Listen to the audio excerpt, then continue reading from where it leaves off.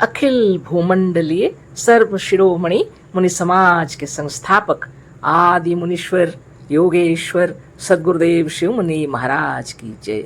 उपस्थित मुनि वृंद, साधु सज्जन वृंद, संत वृंद, साधक वृंद, आध्यात्म ज्ञान के जिज्ञासु और प्रेमियों, सभी श्रोता वृंद, आप सभी को मेरा कोटिशः नमन, सप्रेम जय जीव।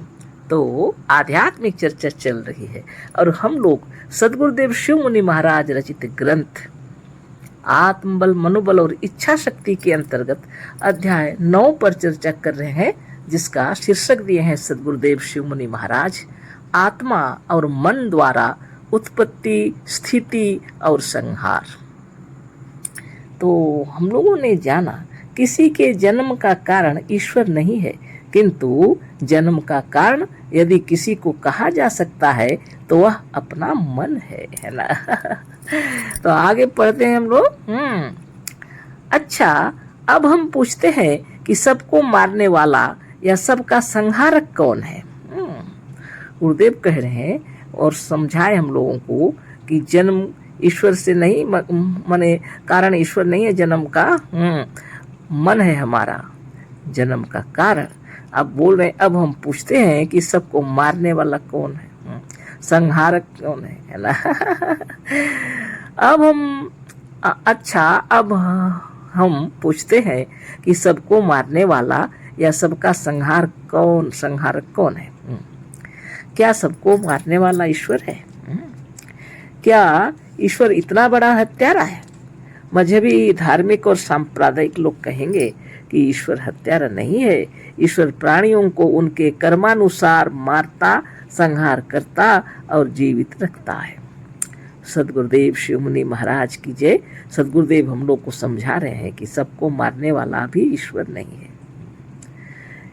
सबको मारने वाला ईश्वर कैसे हो सकता है, बोल रहे हैं। क्या वह इतना बड़ा हत्यारा है? मजहबी, धार्मिक और सांप्रदायिक लोग कहते हैं ईश्वर हत्यारा नहीं है। ईश्वर प्राणियों को उनके कर्मानुसार मारता, संहार करता और जीवित रखता है। और ऊपर में सिद्ध कर दिए हैं गुरुदेव कि अगर मनुष्य स्वतंत्र नहीं होता, स्वतंत्र उसको तो मानते नहीं है ना, और वो ईश्वर के इशारे पर नाच रहा है, उसके कर्मों का फल देने का उसको कोई अधिकार नहीं है, क्योंकि वो स्वयं किए हैं सब कर्म, है ना। ये तो निमित्त मात्र है, लाठी की तरह। बड़ी विचित्र बात है कि नहीं है ना। तो मारने वाला भी, संहार करने वाला भी ईश्वर नहीं है वास्तव में। हाँ, क्योंकि वह कर्मों का फल कैसे देगा। मनुष्य यदि स्वतंत्र हो तो अलग बात है, और ईश्वर यदि अलग हो तो अलग बात है। तो ईश्वर भी कोई है नहीं।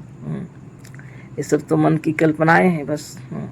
तो गुरुदेव जो समझा रहे हैं उसको फिर से हम पढ़ देते हैं, कहीं भटक ना जाए इधर उधर। हाँ, अच्छा, अब हम पूछते हैं कि सबको मारने वाला या सबका संहारक कौन है। क्या सबको मारने वाला ईश्वर है? क्या ईश्वर इतना बड़ा हत्यारा है? मजहबी, धार्मिक और सांप्रदायिक लोग कहते हैं कि ईश्वर हत्यारा नहीं है। ईश्वर प्राणियों को उनके कर्मानुसार मारता, संहार करता और जीवित रखता है। यदि यह बात है तो ऊपर हम सिद्ध कर चुके हैं कि प्राणियों व मनुष्यों के कर्म उनके मन के अधीन है। अतः तुम्हारा जीवन मरण तुम्हारे मन के अधीन है, किसी दूसरे देवता व ईश्वर के अधीन नहीं है। अतः जन्म, स्थिति और संहार का कारण मन है, ईश्वर नहीं। इसी मन की महिमा है सब जगह, है ना। तो सद्गुरुदेव कह रहे हैं, यदि यह बात है कि तो ऊपर हम सिद्ध कर चुके हैं कि प्राणियों व मनुष्यों के कर्म उनके मन के अधीन है। ईश्वर नहीं है, मन के अधीन हम लोग कर्म करते हैं, ईश्वर के अधीन में नहीं ना। अतः तुम्हारा जीवन और मरण तुम्हारे मन के अधीन है, किसी दूसरे देवता व ईश्वर के अधीन नहीं। अतः जन्म, स्थिति और संहार का कारण मन है, ईश्वर नहीं। आगे पढ़ते हैं इसे आप प्रत्यक्ष देख रहे हैं कि चेतन प्राणियों का आना जाना और रहना उनके मन और इच्छा पर निर्भर है। आप कहेंगे कि नहीं, है ना, हमारा नौकर तो हमारे मन के अनुसार आता जाता है। पर यह ठीक नहीं है। नौकर ने आपकी नौकरी अपने मन से की है, और जब आप उससे अनुचित काम लेते हैं जिसे वह बिल्कुल नहीं पसंद करता, तो नौकरी छोड़ देता है। संसार के सारे मनुष्य जो कुछ कर रहे हैं उसे अपने मन से कर रहे हैं। सब अपने कर्मों का फल है, अतः अपने जन्म और मृत्यु का कारण भी आप स्वयं हैं। आप स्वयं जब तक मरना नहीं चाहेंगे तब तक संसार की कोई शक्ति आपको मार नहीं सकती। हमारा रचा हुआ ग्रंथ शरीर से अमर होने का उपाय और इस वर्तमान ग्रंथ का नित्य पाठ थोड़ा थोड़ा विचार के साथ पवित्र होकर पाठ करने से आयु, आरोग्य, आत्मबल और मनोबल खूब बढ़ेगा, और विचार तथा नियम के साथ पाठ करने वाला मनुष्य जीवन मुक्त और आनंद स्वरूप हो जाएगा। धन्य धन्य सदगुरुदेव शिव मुनि महाराज की जय। इतना बड़ा ज्ञान दिए गुरुदेव, है ना, हम लोग को, जिससे हम सुखी रहे, है ना। आप देख रहे हैं, प्रत्यक्ष बोल रहे हैं, जीवन में इतना देख रहे हैं, जितने लोग जो हैं इसे आप प्रत्यक्ष देख रहे हैं। चेतन प्राणियों का आना जाना और रहना उनके मन की इच्छा पर निर्भर होता है।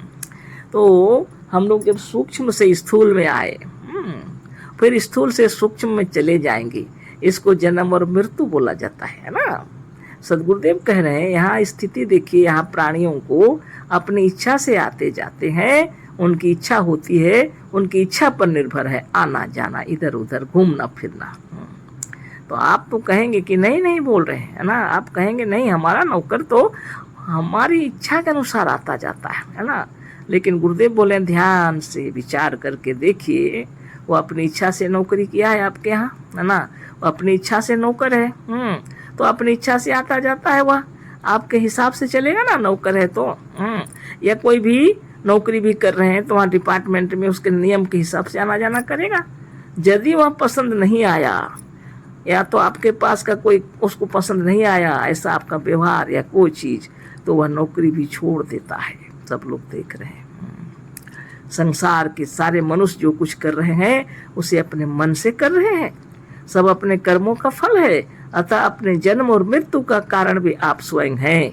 आप स्वयं जब तक मरना नहीं चाहेंगे तब तक संसार की कोई शक्ति आपको मार नहीं सकती। यह एक महत्वपूर्ण बात है, लेकिन यह योगियों के लिए है।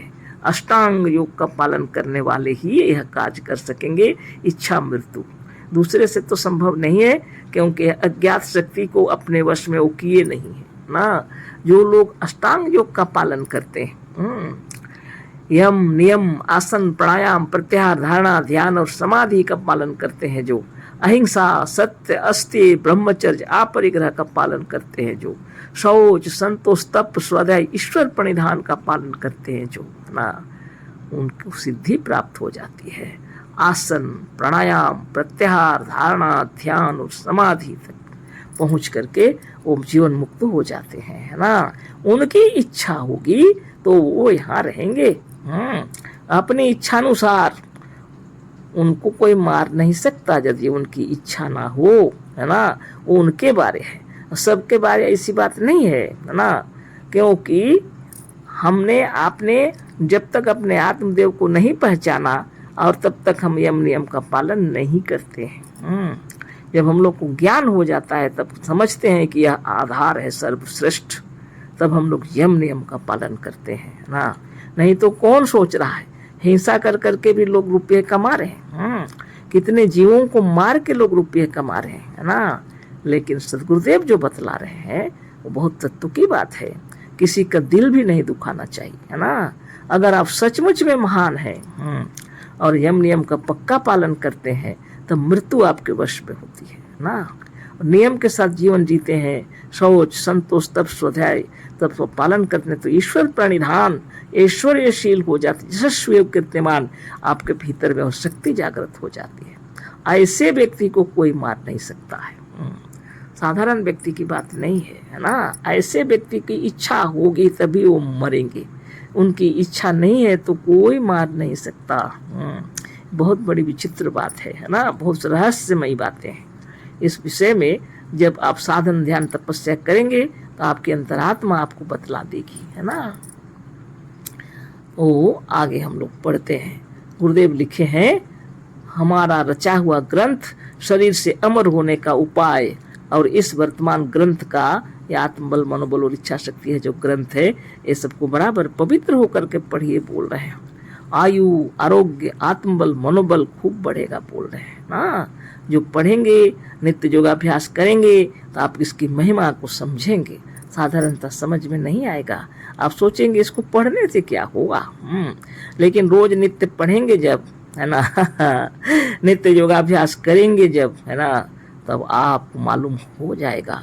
गुरुदेव क्या लिखे हैं, थोड़ा थोड़ा विचार के साथ पवित्र होकर पाठ करने से आयु आरोग्य आत्मबल और मनोबल खूब बढ़ेगा और विचार तथा नियम के साथ पाठ करने वाला मनुष्य जीवन मुक्त और आनंद स्वरूप हो जाएगा।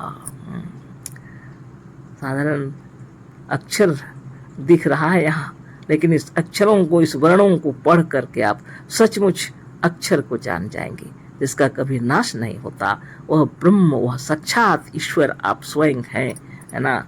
ये बात आपको समझ में जब आ जाएगी, जीवन मुक्त हो जाएंगे आप, है ना साधारण बातें नहीं है। तो बहुत से लोग जानते नहीं है, इसलिए चोरी भी करते हैं, झूठ भी बोलते हैं, दंगा फसाद करते हैं, लड़ाई झगड़ा करते हैं, धर्म के नाम पर कितना यातना देते हैं लोगों को, है ना। ये सब जो है अज्ञान है। इससे ब्रह्मत्व की प्राप्ति नहीं होती, इससे मोक्ष कभी नहीं होता, है ना। इस तरह की बातें हैं। जो सचमुच में शांति चाहते हैं तो इन चीज़ों को दूर करने के लिए योगाभ्यास करते हैं। ध्यान और तपस्या की जरूरत पड़ती है। ऐसे दूर हो जाता तो अच्छी बात, लेकिन कई कई जन्म लेने के बाद, है ना गुरुदेव क्या कहते हैं, ठोकर लगने से आदमी सीधे रास्ते में चलता है। कई कई जन्म लेने पड़ते हैं जब, तब उसको मालूम होने लगता है कि यह तो गलत है ना। तब जाके वो सही होने लगता है, तब उसको आध्यात्म की ओर झुकाव होने लगता है।